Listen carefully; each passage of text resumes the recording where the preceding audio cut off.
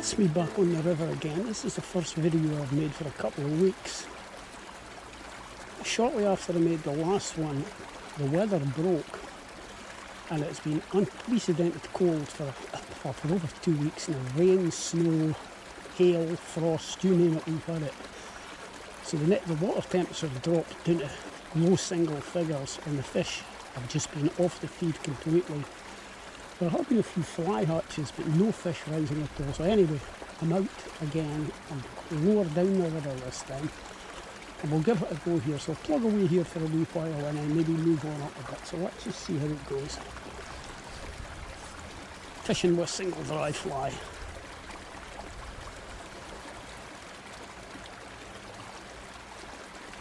It's an absolutely glorious day today. Roasting hot.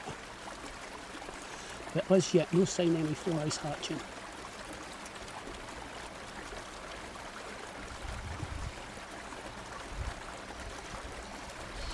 Oh, a fish was there, a tiny wee one.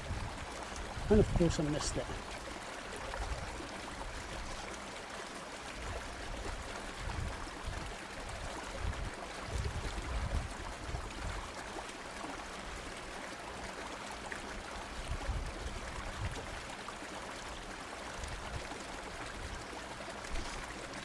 I missed another one. I think these are smolts by the look of them. They're very, very small.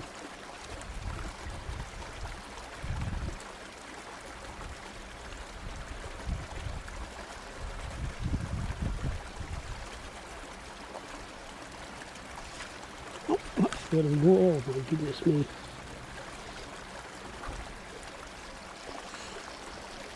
Yeah, that's a sea-trout smolt, and that's it back. So if there's one of those in here, there'll probably be a shoal of them. So I'll probably just have a few more casts here and then move upstream because I don't really want to catch those.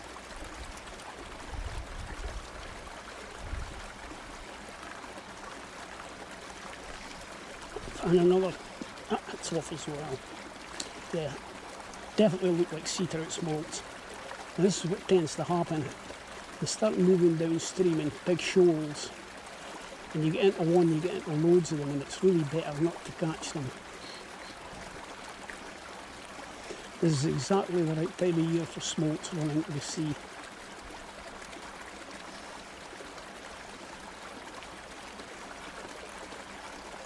It's 3 or 4 weeks there'll be none. The goosanthers will have eaten them all.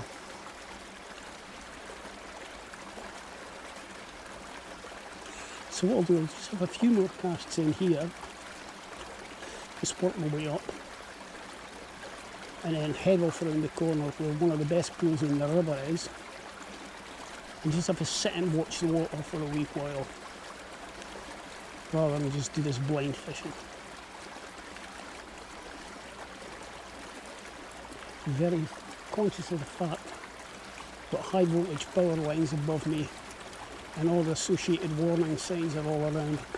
In reality, there's pretty much zero chance of ever hitting a line, but it still just gives you it gives me an uncomfortable feeling.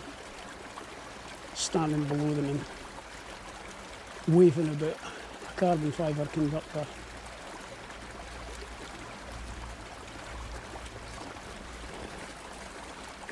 So I'm going to find myself something that's comfy to sit here for a wee while and just watch the water to see what's happening. And if nothing happens, I'll just do a bit more fishing the water. We shall see. This looks like a nice bit. Yeah, this looks like a good place to sit.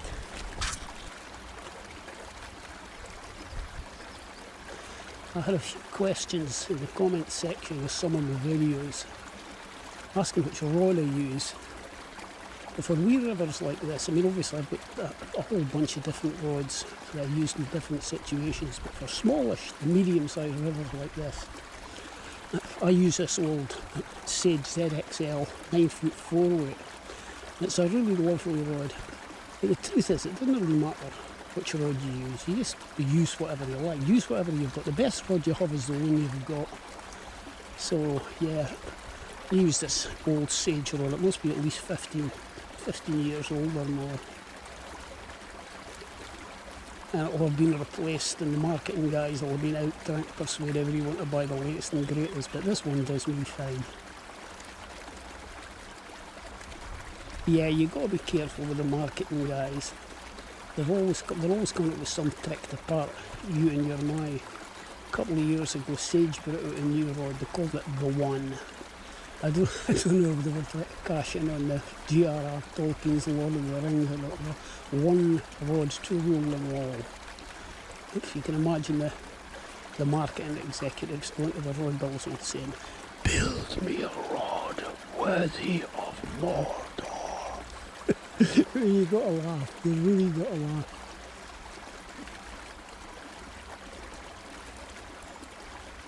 Anyway, I'm sticking with my old ZXL until I break it. Then I probably won't be able to get it fixed and buy something else.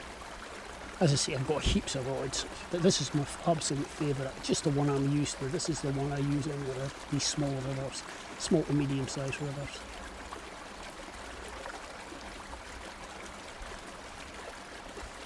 Yeah, the tackle industry, so you really got to watch it.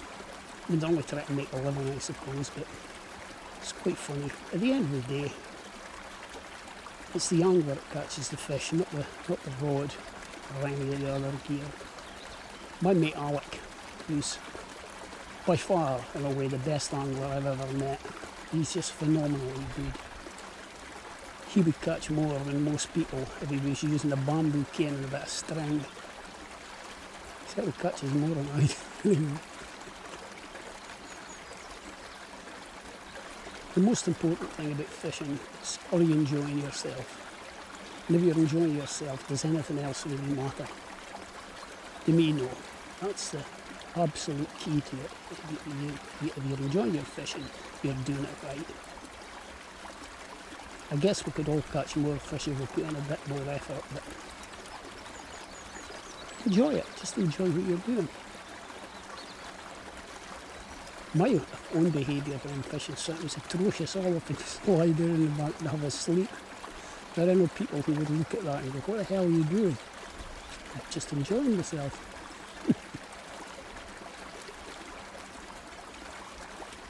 On a nice day like this, it's sometimes very, very difficult to decide what to do.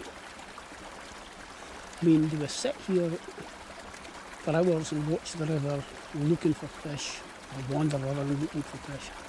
Or do I just fish the water? Eventually I'll just fish the water, obviously.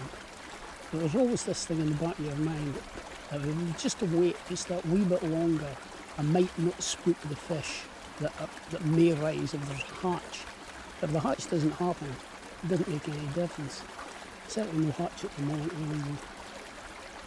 So I'll maybe have a wee go and just fish up this pool and then shift somewhere else and evaluate the situation there. So I'll work my way up here quickly, a few casts, and then decide what I'm going to do, depending upon the results.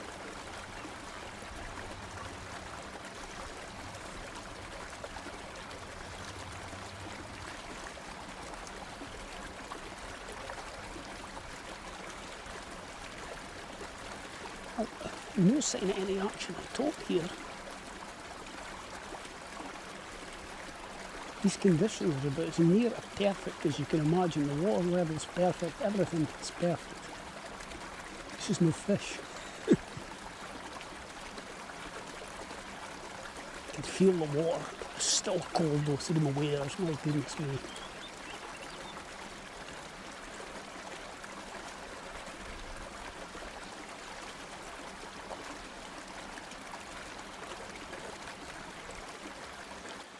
Well, I've moved well upstream, drove up with the car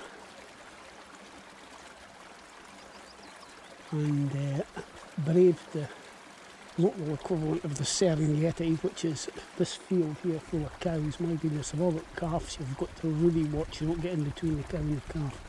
But anyway, I'm going to have a few casts in here. I just saw a fish rise just opposite that tree and point to there. Whether it'll come again or whether it was just a once, I don't know. We'll have a cast over it anyway. Wait till the stick gets past that's floating down. a lot windier up here, not so warm. Still warm in the sun, but the wind's cold. That stretch I was fishing further down is very sheltered.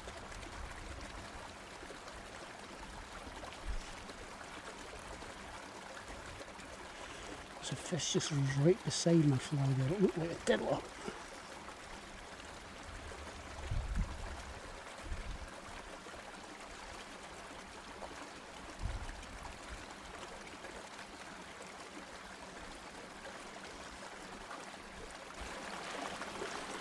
Well, I got caught up in the tree there, so I had to wade over and untangle the mess. So that'll have messed that pool up for now, but I'll just fish the top of it. Then move further upstream and come back down here once it's had a chance to rest.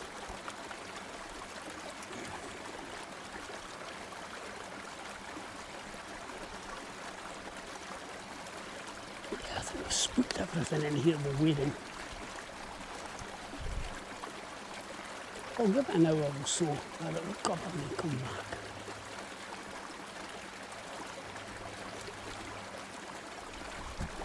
My goodness, the sand martins are active today. I've never seen so many here. Must be 30 or 40 pairs anyway. It's usually just one or two.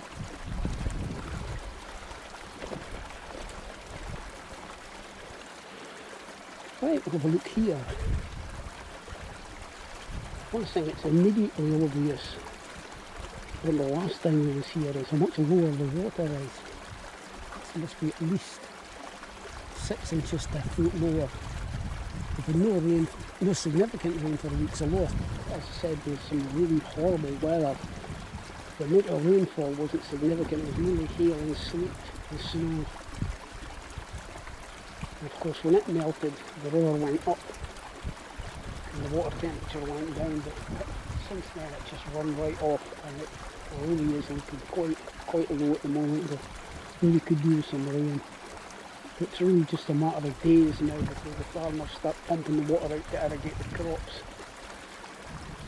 and that makes a significant difference to the water level. One of the downsides of fishing a river in lowland Scotland, I'm afraid, certainly been in farmland anyway, there's a lot of irrigation goes on, a lot of water abstraction. But we should see.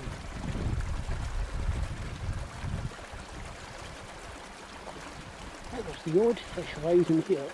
It looks really tiny. It could just be more smoked or barb.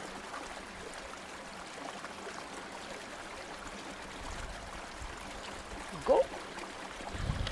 Just a wee one. But a fish is a fish.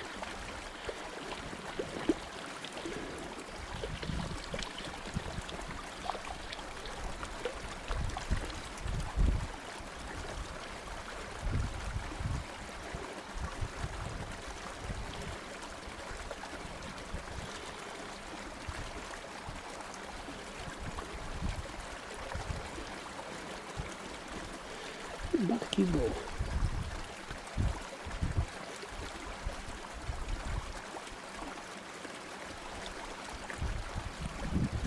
So that's at least promising. That was a rising fish. And they've been pretty much thin on the ground for weeks now.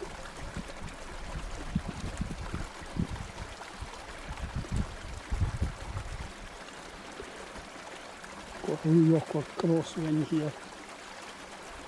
This fly's maybe going to need a bit of the TLC to make it float properly down there.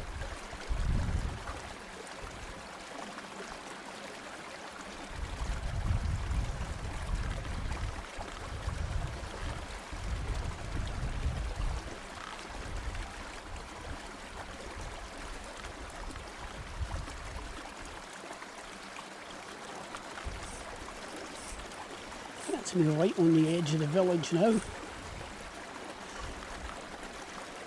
All the kids are back at school after their Easter holidays, so it's quite quiet.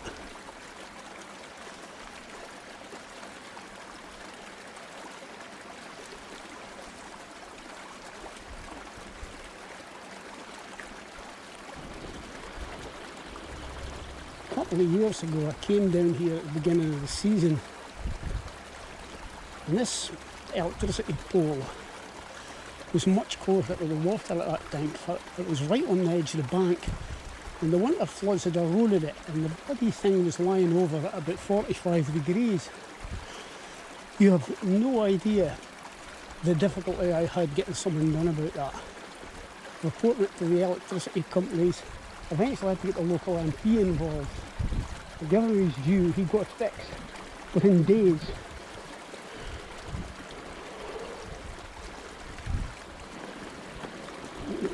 I just find it quite remarkable that the power distribution companies and the network and all the different people who are involved are all body swerving their responsibilities. And meanwhile, this thing is leaning over dangerously, and local kids come down and play here, and nobody seems to be too bothered about it. Amazing.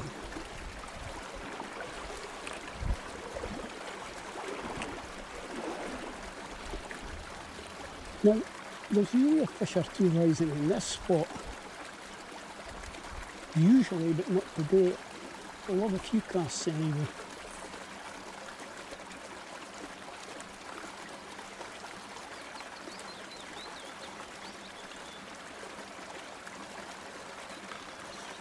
There's a very good chance I'm going to end up caught in these trees.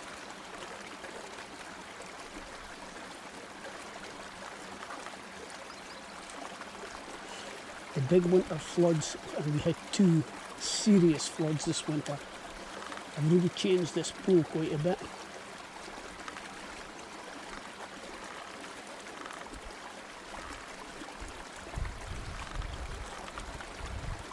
Actually looks better further up now, which it didn't used to be.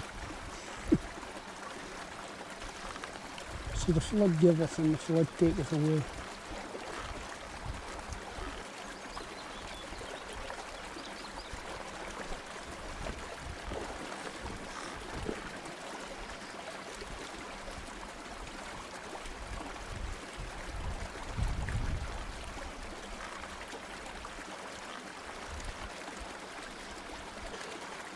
Right, I'll have a quick shot in here. Old favourite spot.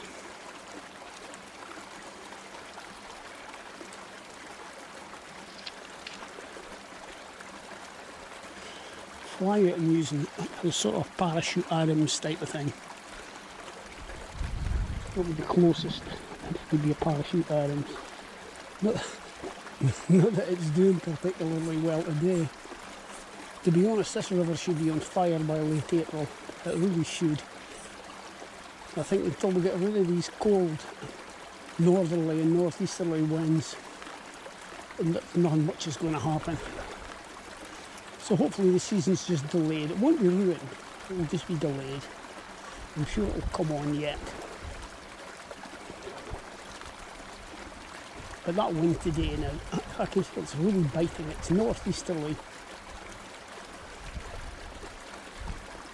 Of course, we're only about six or 7 miles from the east coast, so you get the full effect of it.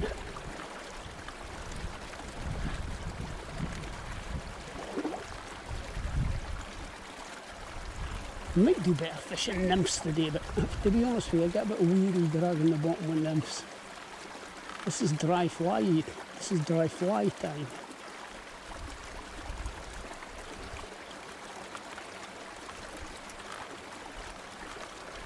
At least it should be.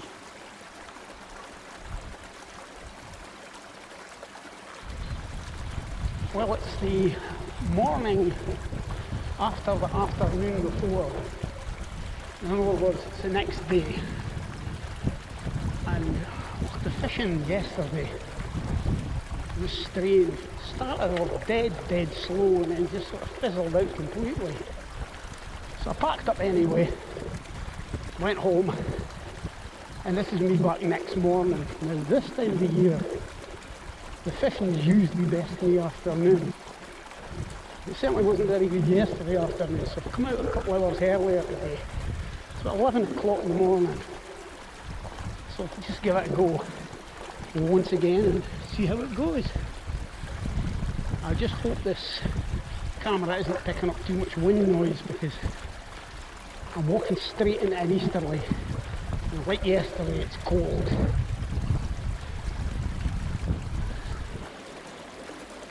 So we'll start off in here, an old favourite pool of mine,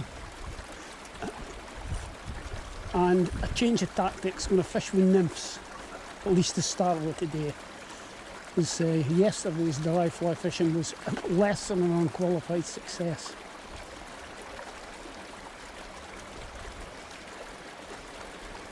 Oh, I just saw a wee fish rise over there,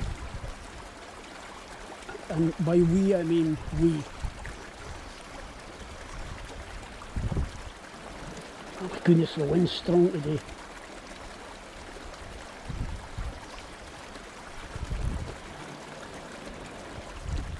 Well, I've totally ruined that pool having to wade across to retrieve my flies out of the bottom.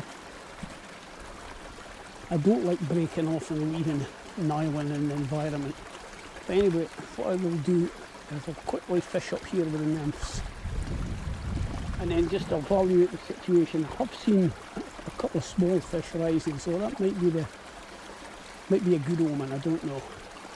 Maybe switch back to dries shortly if that continues.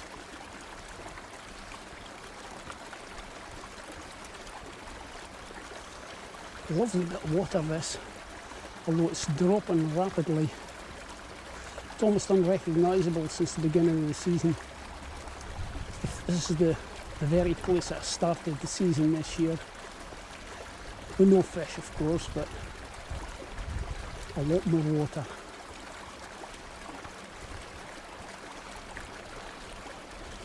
I'm beginning to think I should have stuck with a dry fly, to be honest with you.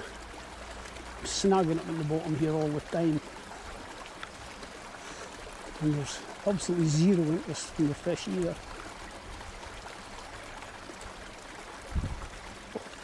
Fish this pool out and then sit around for a while and change my leader, get a dry on, and then see what happens from there.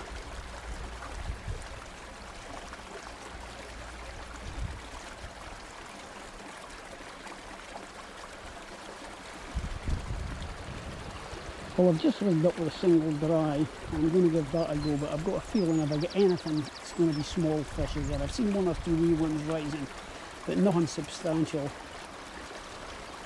But if you don't try, you don't know. You're never going to find out, so we'll give it a go. I'll just sit here for a few minutes watching the water, contemplating.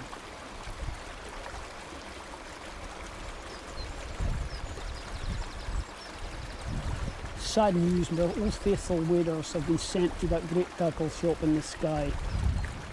Just 1 week too many.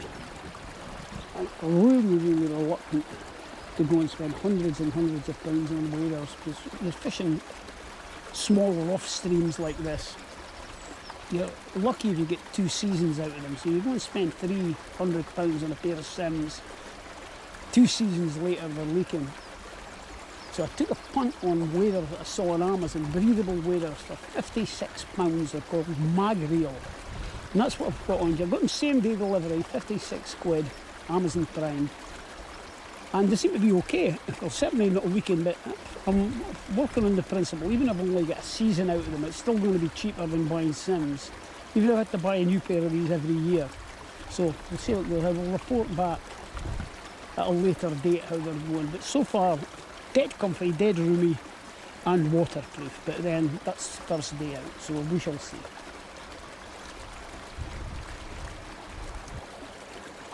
Overall, 1 or 2 flies hatching now, and I just saw a fish rise here, but it was a bit of a splashy rise, so I suspect it's just a wee one. But we'll give it a few casts and see what happens.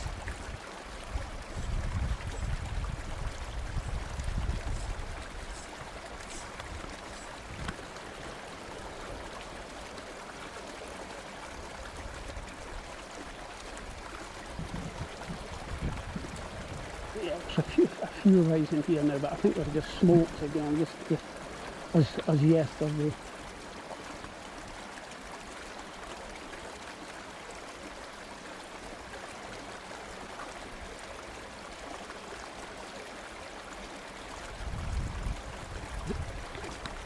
got.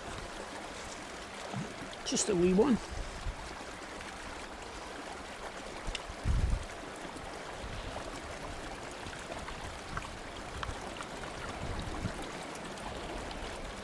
But it's a fish.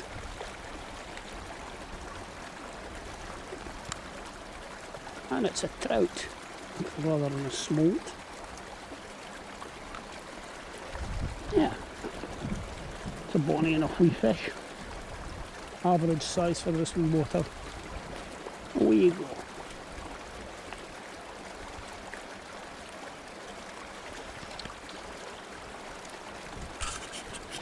Well, that's kind of encouraging. We'll just plug away and see what happens. Loads of wee fish rising in here. I think a lot of them are par and smolts, but that was an actual genuine bona fide trout. I'll just quickly fish up this far edge here, up towards the streamier water.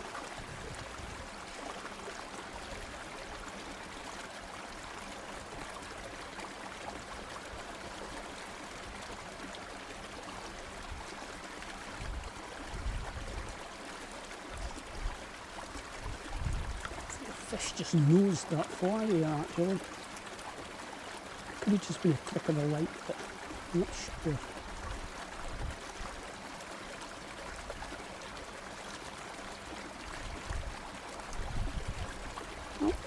Oh my goodness me.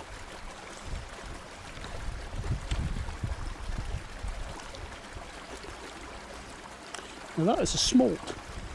It's how silver it is. Got it off without, well, it fell off so I didn't have to touch it, which is good. It's actually good to see these fish. It shows we are still getting a run of sea trout of some description anyway.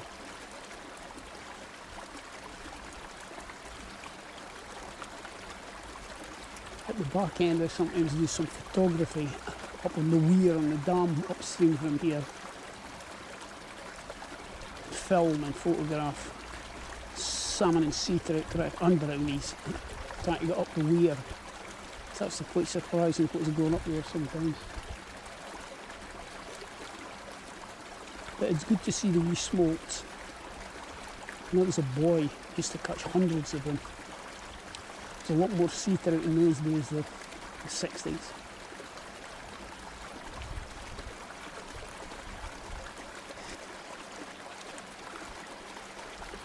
Well, I've moved upstream a wee bit, and I haven't fished this bit of the river for a good few years. It's normally quite a productive spot, although I don't see anything moving here at the moment. But we'll plug away anyway.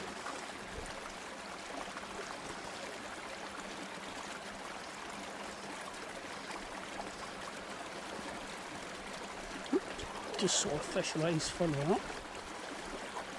A bit of a splashy rise, so it's probably not a very big one, but as I keep saying, a fish is a fish.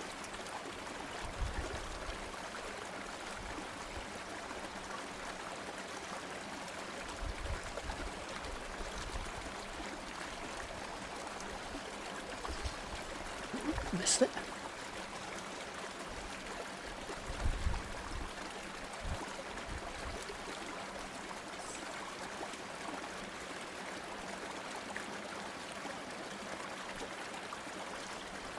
Oh.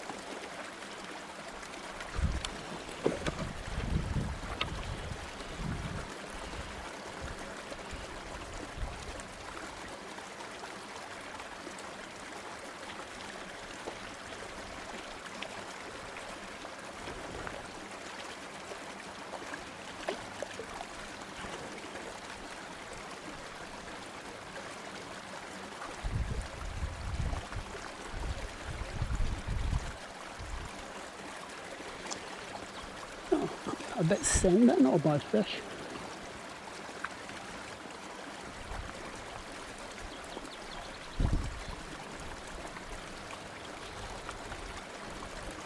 So that's encouraging. There's maybe something starting to happen now.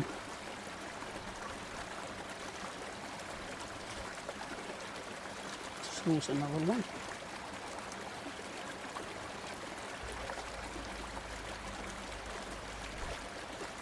Oh my goodness me.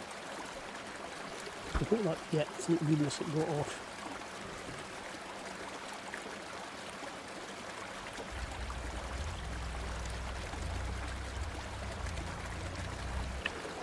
Oh, what a shot in here.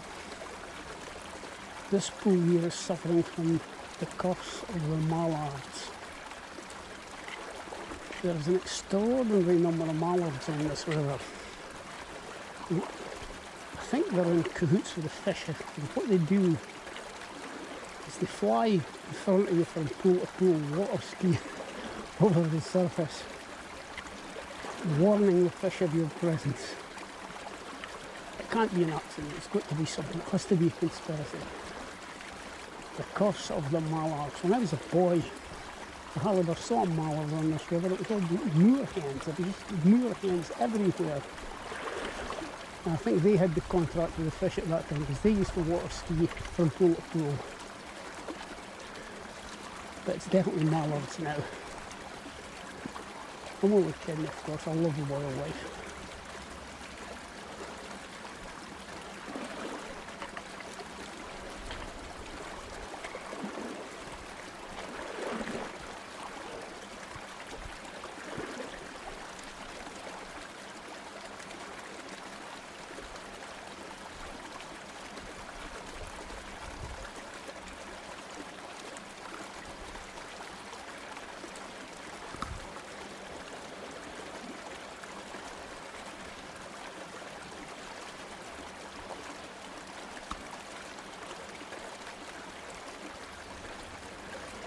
Well, that was really quite an enjoyable couple of hours fishing, one or two fish, and I just get the feeling the river's starting to waken up now. That's the best it's been.